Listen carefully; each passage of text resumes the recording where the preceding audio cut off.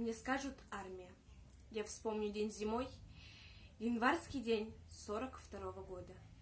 Моя подруга шла с детьми домой. Они несли с реки в бутылках воду. Их путь был страшен, хоть и недалек, и подошел к ним человек в шинели, взглянул и вынул хлебный свой паек 300-граммовый, весь обледенелый, и разломил, и детям дал чужим, и постоял, пока они поели. И мать рукою серую, как дым, дотронулась до рукава шинели.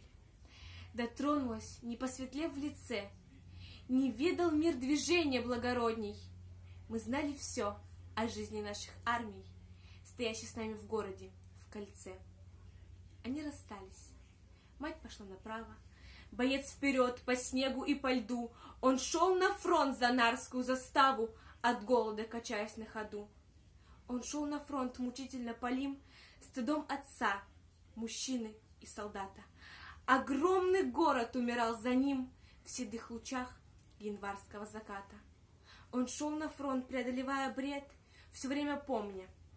Нет, не помня, зная, что женщина глядит ему вослед, благодаря его, не укоряя. Он снег глотал, он чувствовал с досадой, что слишком тяжелеет автомат. Добрел до фронта и попал в засаду на истребление вражеских солдат.